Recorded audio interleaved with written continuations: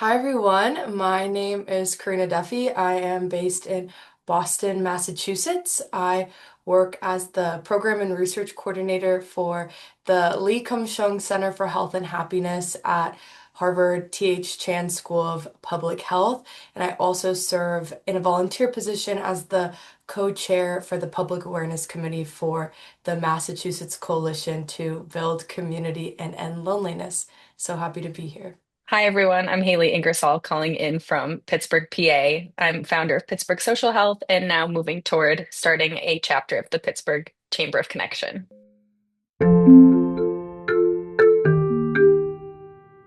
As a founder in the social connection space, I've been hosting community-based programming for the past 3 years, which has supported connection through in-person gatherings, a focus on third spaces, and promotion of social health as a component of everyday life and wellness. And now I'm moving toward creating stronger macro relationships with city leadership and major leaders and institutions here in Pittsburgh. Today, I really wanted to talk about the work that I do with the Massachusetts Coalition to Build Community and End Loneliness. And so, this coalition is comprised of over, I think, around like 250 members and over 150 organizations all across the Commonwealth with the same goal of strengthening social connection in their communities. And it's really amazing the work because it's broken down into four main working groups. And so, we have a working group on strengthening the built environment, a working group on social connection in all policies, a working group on creating a culture of connection, and then a working group of social connection in the healthcare system, so social prescribing.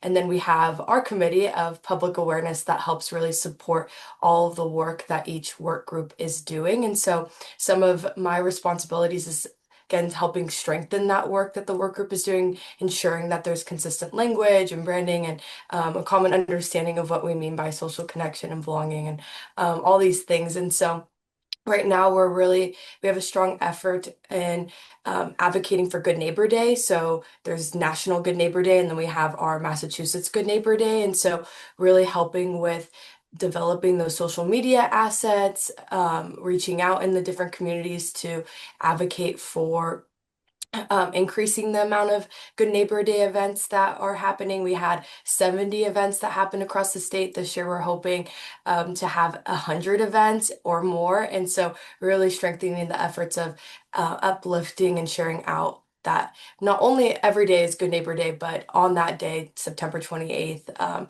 like let's celebrate connection, let's celebrate being a good neighbor. And so really excited about that and excited about the efforts that we're doing right now to support that.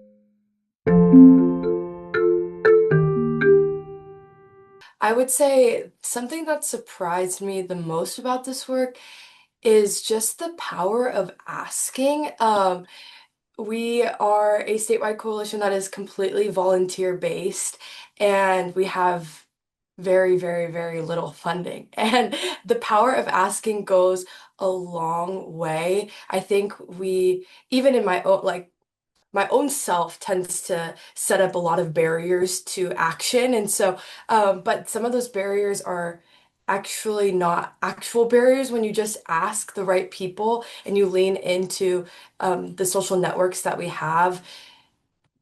The power of having a coalition is the fact that we have so many different individuals that have their own really strong social networks that we can tap into. And so, I guess I'll give two examples of this in action. One being, we had a Good Neighbor Day winter tables. So during the winter season, it's very isolating. A lot of people are lonely.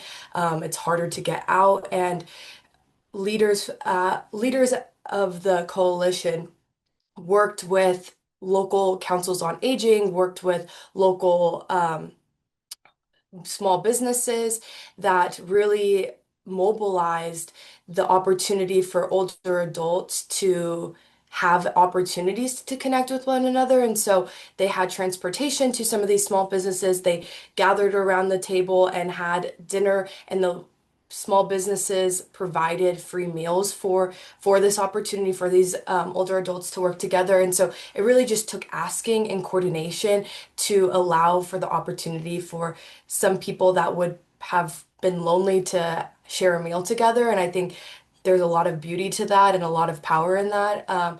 And we're also, another example is that we're planning a statewide summit all about designing for belonging and really trying to bring together different sectors to better understand how can we strengthen the built environment that in a way that supports human connection and human belonging. And so with that, again, we have some funding but very little funding, and it's been amazing to see the efforts that some of us have done in asking different people if they would be willing to speak without an honorarium or donate their event space for very limited or free costs. And people are really stepping up. And I think there's just a lot of power in asking in this space and overcoming some of the barriers that don't actually need to be barriers.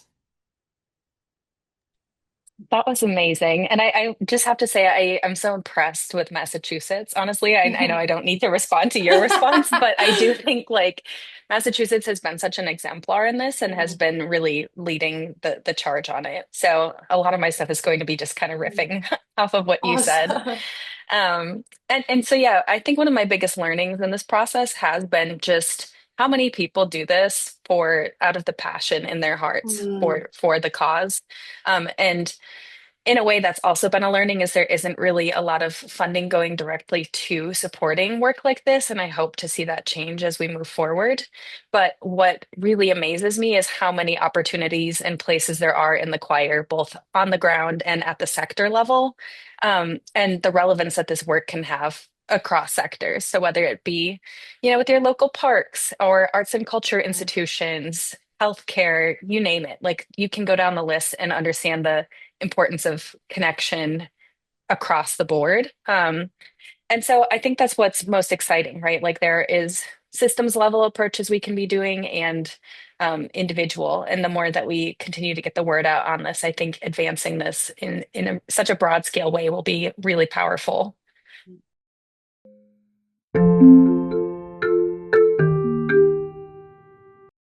Yeah, I think my hope for the future of connection is just that, that there is a clear way for us to not only feel connected, but measure connection and have language for what connection really means. It's something I think as a practitioner, I find myself using the word connection and feeling like I'm overusing it or wishing I had different words to really quantify like what I'm talking about. Because as I was just saying, there are so many ways that connection shows up. And in some ways you can talk about utilization of local clubs or people taking advantage of resources in your community or what's available to them. But I think getting clearer on how we can measure this mm, and in tandem with that, having policies that are more pro-social and better for connection is somewhere mm, I would like to see the field heading. And I think we're getting there. But yeah, just wanting to make sure we're all on the same page because I do think as there's an increasing amount of people doing connection work, right? More clubs are on growing and people are wondering how we can connect all of these little pockets of connectors and people doing this work on the mm, ground. Yeah, I'm eager to see what that global ecosystem kind of looks like when mhm, we do not so much centralize our knowledge, but I think, yeah, again, just have a united front in this way and keep learning from each other. I think there's so mhm. much potential for this, and I'm just really excited to see it expanding, becoming more mainstream, and again, adoption at that systems level.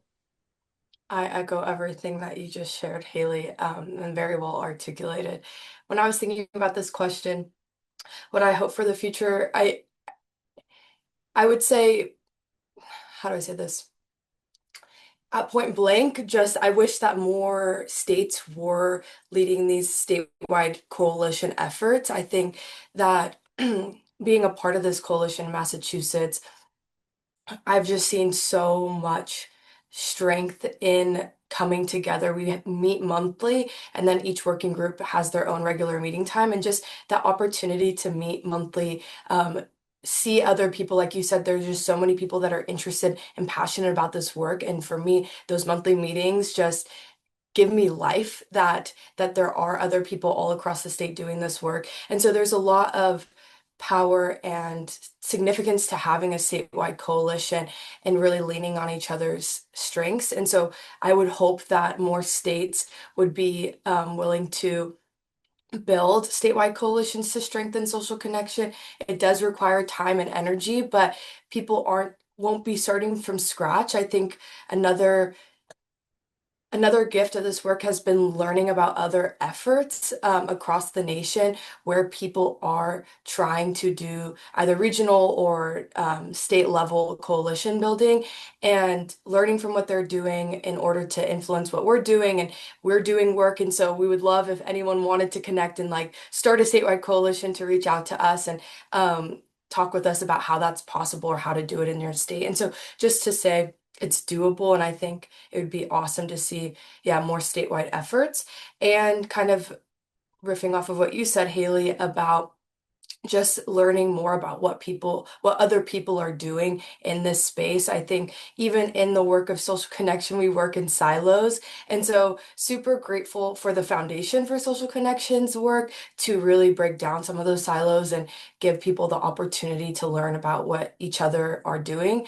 But just more of those opportunities to connect and learn and collaborate because we don't need to be working in silos. That's pretty much the enemy of the work that we're trying to do. And so breaking down some of those silos, I think, will be really important moving forward and trying to build this culture of connection and belonging.